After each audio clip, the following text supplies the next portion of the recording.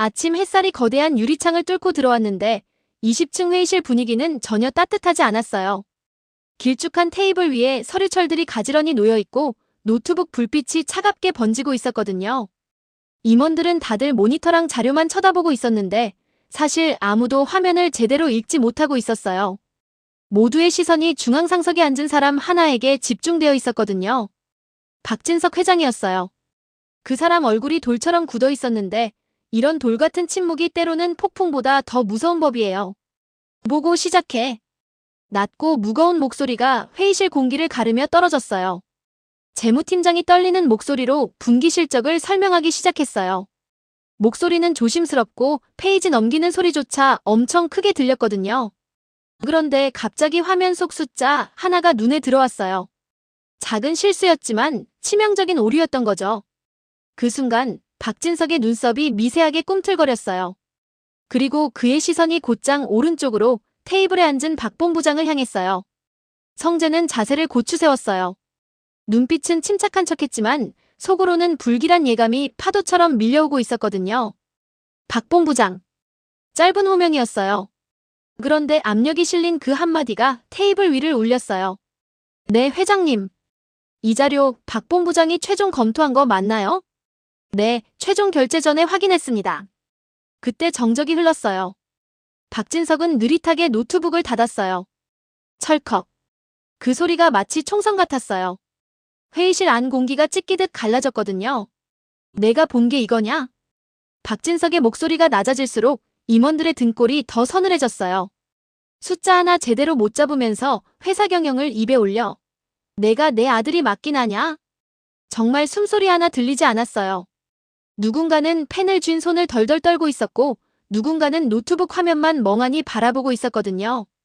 그런데 회장의 말은 멈추지 않더라고요. 이빨 빠진 호랑이가 뭘 할 수 있겠어. 사람을 무섭게도 못하고 먹을 것도 못 먹고 사냥도 못하지. 그게 호랑이냐? 지금 내 꼴이 그래. 간판은 박진석 아들 박 본부장이지만 실속은 하나 없는 껍데기다. 임원들의 눈이 번쩍 움직였다가 곧바로 고개를 떨궜어요. 누구도 감히 이 장면을 직시하지 못했거든요. 공개석상에서 아들을 깎아내리는 아버지, 그것도 회장 자리에서 말이에요. 그 잔혹함이 오히려 이 집안의 권력을 보여주는 거였어요. 성재의 얼굴이 굳었어요. 억지로 미소를 짓고 싶었지만 입술이 파르르 떨렸거든요. 온몸에 피가 쏠리면서 손끝까지 뜨겁게 달아올랐어요. 심장은 미친 듯이 뛰고 가슴 안에서 분노와 수치가 뒤엉켜 폭발 직전까지 차올랐어요. 그런데 반박 한마디 꺼낼 수가 없었어요. 이 자리에서 아버지와 맞서는 순간 더 큰 망신이 돌아올 거라는 걸 본능적으로 알았거든요. 정적을 깨트린 건 고성이었어요. 그녀는 천천히 너무도 자연스럽게 웃으면서 끼어들었어요. 회장님, 박 본부장은 아직 젊잖아요. 부족한 점도 있겠지만 배워가면 되죠. 너무 몰아붙이면 아이가 더 주눅 들어요. 말은 감싸는 듯했지만 회의실에 퍼진 의미는 달랐어요. 부족하다. 아직 멀었다. 성재는 자신에게 꼬리표가 하나 더 붙는 걸 느꼈어요. 그 꼬리표는 종이처럼 가볍지만 한 번 붙으면 돌처럼 떨어지지 않는 거였어요. 임원들은 여전히 침묵했어요. 누군가는 서류에 펜끝을 세우며 공허한 낙서를 했고 누군가는 일부러 눈을 감았어요.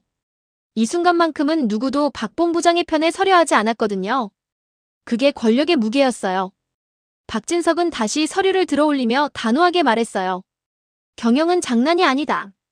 이름값으로 하는 것도 아니고 핏줄로 되는 것도 아니다. 결과로 보여주지 못하면 아무 의미 없어. 그리고는 더 이상 성재를 보지 않았어요. 그 무관심이 오히려 가장 잔인했어요. 아버지의 분노보다 아버지의 외면이 아들을 더 무너뜨렸거든요. 회의가 끝나자 의자들이 끌리는 소리가 스슥하고 울렸어요. 사람들은 바람처럼 빠져나갔어요. 누구도 성재에게 눈길 한 번 주지 않았어요. 넓은 회의실에 혼자 남은 성재. 창밖으로 빌딩 사이에 아침 햇살이 스며들었지만 그 빛조차 서늘하게 느껴졌어요. 그는 주먹을 꽉 쥐었어요. 손등이 핏줄이 붉어져 나왔거든요. 회장님 눈에는 나는 진짜 이빨 빠진 호랑이로 보이는 건가? 그 속삭임은 누구에게도 들리지 않았지만 그의 가슴 속에서는 천둥처럼 울려 퍼졌어요. 그리고 그 울림은 곧 거대한 균열의 시작이었어요. 회의실 문이 닫히고도 한동안 성재는 자리에 앉아 있었어요. 숨을 고르려 해도 아버지의 목소리가 귓가에서 맴돌았거든요. 이빨 빠진 호랑이. 그 말이 뇌리에 박혀서 지워지지 않았어요. 잠시 후 문이 열리면서 발소리가 다가왔어요. 고성이었어요. 그녀는 한 손에 작은 클러치를 들고 또렷한 발걸음으로 회의실 안으로 들어왔어요. 성재야. 부드럽게 이름을 부르는 어머니의 목소리였어요. 그런데 그 안에는 따뜻함보다 냉기가 섞여 있었거든요. 성재는 고개를 들며 애써 웃어 보였어요. 괜찮습니다, 어머니. 목소리가 유리잔처럼 금이 간 듯 떨렸어요. 고성이는 서류를 정리하는 척하며 성재 옆에 앉았어요. 아까 회장님 말 너무 마음에 두지 마. 원래 그이 성격 알잖아. 원체 거칠고 기대도 크니까. 성재는 억지로 고개를 끄덕였어요. 네, 어머니. 그런데 고성이의 눈빛은 위로하는 거리가 멀었어요. 근데 성재야, 너도 알아야 해. 결국 경영은 결과로 말하는 거야. 사람들이 널 어떻게 보든. 결국 내가 보여준 성적표가 답이야. 성재의 어깨가 움찔했어요. 저는 노력하고 있습니다, 어머니. 노력. 고성이는 피식 웃었어요. 그 웃음이 차갑고 뾰족했거든요. 노력은 누구나 해. 차이는 그 노력이 결과로 이어지느냐 아니냐. 그게 후계자 자격을 가르는 거야. 성재는 고개를 숙였어요. 손이 무릎 위에서 떨리고 있었거든요. 어머니의 말 한마디 한마디가 칼날처럼 가슴을 파고들었어요. 성재야, 아직 기회는 있어. 하지만 시간이 많진 않아. 내 아버지, 결국엔 결단 내리실 거야. 그때 내가 선택을 받을지 아닐지는 지금 하는 행동에 달려있지. 성재는 천천히 고개를 들었어요. 눈빛에는 분노와 두려움, 그리고 상처가 뒤엉켜 있었어요. 어머니, 혹시 지금 저를 시험하시는 겁니까? 고성이의 입가에 미묘한 미소가 번졌어요. 시험은 내 아버지가 하는 거지. 난 그냥 옆에서 돕는 사람일 뿐이야. 그녀는 클러치를 고쳐들며 자리에서 일어났어요. 다만 명심해. 내가 놓친 자리는 누군가가 채운다는 사실을. 그 말을 남기고 고성이는 회의실을 나섰어요. 하이힐 소리가 또각또각 울리며 복도 끝으로 멀어졌어요. 혼자 남은 성재. 창밖에는 햇빛이 쏟아졌지만 눈앞은 더 어두워 보였어요. 주먹이 무릎 위에서 서서히 움켜쥐어졌어요. 손등 위로 핏줄이 솟아올랐거든요. 아버지에겐 이빨 빠진 호랑이. 어머니에겐 부족한 후계자. 목구멍이 타들어갔어요. 그런데 가슴 깊은 곳에서 다른 목소리가 올라왔어요. 아무도 믿지 마라. 나를 지켜줄 사람은 없다. 지은호. 너만이 내 마지막 희망이야. 성재의 시선이 멀어졌어요. 그 순간 그의 눈동자는 이미 흔들리고 있었어요. 애정이 아니라 집착의 불길이 타오르기 시작한 거였어요. 저녁 무렵 카페 아지트. 하루 종일 북적이던 발걸음이 하나둘 사라지고 이제는 잔잔한 음악만이 공간을 채우고 있었어요. 은호는 계산대 뒤에서 하루 정산을 마무리하고 있었어요. 손은 익숙하게 움직였지만 마음은 도무지 정리되지 않았거든요. 낮에 지강호가 쏟아낸 말이 아직도 귓가를 찔렀어요. 친누나도 아닌 게 그동안 나한테 갑질하고 살았냐? 단순한 푸념이 아니었어요. 그 말에는 오래 쌓여온 원망과 열등감, 그리고 출생의 그림자가 섞여 있었거든요. 은호는 그 말 한 줄이 가슴속 깊은 곳을 후벼 파는 걸 느꼈어요. 아무리 고개를 흔들어도 아무리 아니다라고 자신을 달래도 그 상처는 지워지지 않았어요. 그 순간 문이 열렸어요. 바람이 스며드는 소리와 함께 익숙한 기운이 다가왔어요. 은호는 무의식적으로 고개를 들었어요. 본부장님. 이 시간에 어떻게? 문턱에 서 있는 건 성재였어요. 넥타이는 반쯤 풀려 있었고 어깨엔 하루의 피곤이 묻어 있었어요. 그런데 눈빛만큼은 날카롭고 흔들림이 없었어요. 그 눈빛이 오히려 더 단단해진 듯 보였거든요. 은호 후배. 짧은 부름이었지만 그 속에 담긴 울림은 깊었어요. 은호의 가슴이 철렁 내려앉았어요. 언제부턴가 회사에서 부르던 격식 대신 대학 시절 선배가 후배를 부르던 그 친근한 호칭이었거든요. 은호의 머릿속에서 과거의 선배와 현재의 본부장이 한순간 겹쳐졌어요. 저 정리 중이었어요. 급한 일이 있으신가요? 은호는 애써 웃어 보이며 존칭을 붙였어요. 그런데 입술이 미세하게 떨리고 있었거든요. 성재는 고개를 천천히 저었어요. 일 얘기하려고 온 거 아냐? 오늘은 내 마음 얘기하려고 왔어. 순간 은호의 손끝이 굳어졌어요. 계산대 위에 올려둔 영수증이 바람도 없는데 미세하게 흔들렸어요. 본부장님, 그게 무슨 말씀을? 성재가 한 발자국 더 다가왔어요. 발소리가 마룻바닥에 묵직하게 울렸어요. 은호 후배, 나 사실 오래전부터 알고 있었어.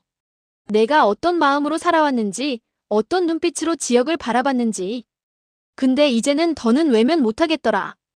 은호의 눈이 커졌어요. 숨이 막히듯 가슴이 조여왔어요. 한동안 아무 말도 하지 못한 채 성재를 바라보다가 겨우 목소리를 냈어요. 본부장님, 저는 아직 제 마음의 정리가 안 됐습니다. 그래서 본부장님 마음을 지금은 받아들이기 어려워요. 짧지만 분명한 대답이었어요. 거절이라기보다는 스스로의 혼란을 고백하는 말이었어요. 그 말 속에는 나도 흔들리고 있다는 은호의 내면이 비쳤거든요. 성재는 눈을 감았다가 다시 떴어요. 그의 시선이 은호를 단단히 붙들고 있었어요. 은호 후배, 나는 아버지 눈엔 이빨 빠진 호랑이고 어머니에겐 부족한 후계자야. 근데 내 앞에서는 나도 그냥 사람이 되고 싶다. 다 필요 없어. 너만 있으면 돼. 은호는 시선을 돌렸어요. 그 눈빛을 마주할 자신이 없었거든요. 눈동자가 흔들리고 가슴이 두근거렸어요. 그런데 동시에 두려움이 몰려왔어요. 본부장님, 그런 말씀. 더 이상은 하지 말아주세요. 지금은 듣기가 너무 힘들어요. 은호의 목소리가 금방이라도 울음을 터뜨릴 듯 떨렸어요. 그 순간 카페 문이 다시 열렸어요. 차가운 공기와 함께 익숙한 목소리가 흘러들어왔어요. 은호야. 은호는 화들짝 고개를 돌렸어요. 지역이었어요. 지역은 천천히 안으로 들어서며 두 사람 사이의 공기를 단숨에 읽어냈어요. 성재와 은호 사이의 미묘한 거리, 그리고 은호의 떨리는 손을 말이에요. 성재, 지금 무슨 얘기 중이야? 지역의 목소리가 낮고 차갑게 가라앉아 있었어요. 성재는 입꼬리를 비웃듯 올렸어요. 무슨 얘기긴 내 마음 고백이지. 은호 후배한테 내 진심을 말했는데 네가 왜 방해하냐? 고백. 지역의 눈썹이 크게 꿈틀거렸어요. 성재야, 은호 지금 어떤 상태인지 안 보여? 혼란스럽고 지쳐있는데 내 감정 얻는 게 도움이 된다고 생각해? 성재의 목소리가 거칠어졌어요. 지역아, 넌 몰라. 은호 후배는 날 붙잡아줄 수 있어. 아니, 날 붙잡아야 해. 아버지도 어머니도 날 인정 안 하지만 은호 후배는 다르잖아. 지역이 앞으로 한 발 내디뎠어요. 두 사람의 거리가 순식간에 좁혀졌어요. 성재야, 정신 차려. 은호 마음은 내 상처를 달래는 도구가 아니야. 사람 마음이 장난이냐? 두 사람의 시선이 번개처럼 부딪혔어요. 공기가 곧바로 팽팽하게 얼어붙었어요. 그만하세요. 제 앞에서 두 분 다 이러시면. 은호의 목소리가 떨렸어요. 그런데 두 남자는 멈추지 않았어요. 성재가 다시 은호를 향해 외쳤어요. 은호 후배, 지역 말 듣지 마. 넌 결국 날 선택하게 될 거야. 지역의 눈빛이 더욱 차갑게 빛났어요. 성재야, 내가 이러면 우리 우정도 끝이다. 카페 안이 숨조차 내쉴 수 없을 만큼 무거워졌어요. 은호는 두 사람 사이에서 더 큰 혼란에 빠져들었어요. 손끝이 떨리면서 머그잔이 흔들렸고 그 안에서 뜨거운 커피가 잔가지를 타고 흘러내렸어요. 한 방울, 또 한 방울. 커피가 바닥에 떨어지는 소리가 폭풍 전야의 신호처럼 깊게 울렸어요. 늦은 밤, 정순이의 식당. 하루 장사를 마치고 난 자리엔 탁자 위에 흘린 국물 자국과 젓가락 몇 개가 어지럽게 남아 있었어요. 정순이는 걸레를 들고 묵묵히 테이블을 닦고 있었어요. 하루 종일 웃는 얼굴로 손님을 맞이했지만 장사가 끝나자마자 얼굴이 금세 지쳐 보였거든요. 주방에서 나오는 소리에 고개를 들어보니 지강호가 두 손을 주머니에 넣은 채 어슬렁거리며 나왔어요. 엄마, 오늘도 고생 많았네.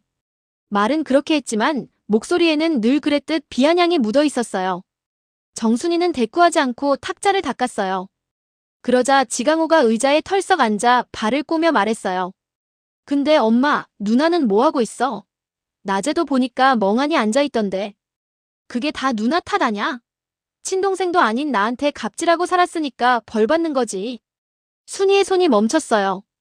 걸레에서 물방울이 뚝뚝 떨어졌어요. 지강호, 그 입 다물어라. 낮게 깔린 목소리였는데 분노가 스며 있었어요. 지강호는 비웃듯 웃었어요. 내가 틀린 말 했어? 누나가 친누나도 아니라며. 남이라며. 그럼 난 뭐야? 평생 누나라고 부르며 산 내가 바보지. 순이는 더는 말을 잇지 못했어요. 가슴이 조여오고 눈가가 뜨거워졌어요. 은호는 내 딸이다. 피가 섞이지 않았어도 내가 키운 내 딸이야. 하, 참. 지강호가 손사래를 치며 일어나려는 순간 식당 문이 열렸어요. 낯선 발소리였는데 너무도 익숙한 얼굴이었어요. 고성이었어요. 깔끔한 외투를 걸치고 붉은 립스틱이 밤 조명에 번들거렸어요. 식당 안 공기가 단숨에 얼어붙었어요. 순이는 걸레를 탁자 위에 내던졌어요. 여긴 왜 왔어? 성희는 미소를 지었지만 눈빛은 싸늘했어요. 사람 없는 시간이라 조용히 얘기할 수 있을 것 같아서. 은호. 그의 이야기 말이야. 순이의 눈매가 번뜩였어요. 내가 감히 그 아이 이름을 입에 올려. 순이 씨. 성희는 의자에 앉으며 교양 있는 척 웃었어요. 나도 할 말은 있어. 체면과 명예 때문에. 어쩔 수 없이 그 애의 출생을 숨겼던 거야. 세상에 알려지면 다 무너질 거였으니까. 체면? 명예? 순이는 목소리를 높였어요. 웃기지 마라, 고성이. 결국은 돈 때문이었지. 내 욕심, 내 야망 때문에 그 애를 버린 거잖아. 성희의 얼굴에서 웃음이 사라졌어요. 눈빛이 매섭게 바뀌었어요. 난 내 딸 영라를 지켜야 했어. 그리고 은호. 그 애는 내 인생에서 걸림돌이 될 뿐이었어. 걸림돌? 순이는 숨을 거칠게 몰아쉬며 주방으로 달려가더니 작은 상자를 들고 나왔어요. 상자를 열자 낡은 목걸이가 나왔어요. 은호가 늘 지니고 다니던, 그런데 제대로 본 적은 없었던 그거 말이에요. 순이는 목걸이를 식탁 위에 쾅 내려놓았어요. 은빛 펜던트가 희미한 불빛에 반짝이며 흔들렸어요. 이거 은호한테서 나온 거야. 각인 보이지? 성희의 시선이 목걸이에 꽂혔어요. 그 순간 얼굴빛이 사라졌어요. 숨을 고르려 했지만 입술이 파르르 떨렸어요. 순이가 목소리를 높였어요. 내가 그렇게 부정해도 진실은 여기 있다. 은호의 목걸이, 여기에 모든 게 새겨져 있어. 성희는 목걸이에서 눈을 떼지 못했어요. 그 눈동자 속엔 두려움과 분노, 그리고 감춰온 비밀이 뒤엉켜 있었어요. 순이가 마지막처럼 내뱉었어요. 체면이든 명예든 다 필요 없어. 은호를 더럽히려 하면 나는 끝까지 싸울 거야. 성희의 얼굴이 새파랗게 질렸어요. 의자에서 몸을 일으키려 했지만 다리가 순간 힘을 잃은 듯 주저앉았어요. 식당 안 공기는 싸늘하게 얼어붙었고 목걸이만이 테이블 위에서 흔들리며 은빛을 발했어요. 그리고 그 은빛은 곧 모든 진실을 드러낼 결정적 증거가 될 듯 빛나고 있었어요. 고성희의 얼굴이 새파랗게 질린 채 굳어 있었어요. 정순이는 그녀를 똑바로 노려보며 다시 목걸이를 집어 손바닥에 꽉 쥐었어요. 이건 은호의 인생이자 진실이다. 아무도 더럽힐 수 없어. 고성희는 한마디 대꾸조차 하지 못한 채 두 눈을 피했어요. 식당 안 공기는 숨조차 무겁게 가라앉았고 시계 초침 소리마저 유난히 크게 울렸어요. 마치 세상이 모두 이 순간을 증언이라도 하듯 목걸이의 은빛이 흔들리며 벽에 긴 그림자를 드리웠어요. 그 그림자는 곧 앞으로 다가올 폭풍을 예고하는 듯 섬뜩하게 떨리고 있었거든요. 진실은 결국 모습을 드러낸다더라고요. 아무리 가려도 아무리 덮어도 피할 수 없는 순간이 오기 마련이잖아요. 목걸이에 새겨진 단 한 줄의 이니셜, 그것이 불러올 파장은 이제 돌이킬 수 없을 것 같아요. 오늘도 이야기 함께 해주셔서 감사합니다. 이 드라마의 앞날, 여러분은 어떻게 흘러갈 것 같으세요? 댓글로 남겨주시고 구독과 좋아요, 알림 설정으로 다음 회차도 함께 해주세요.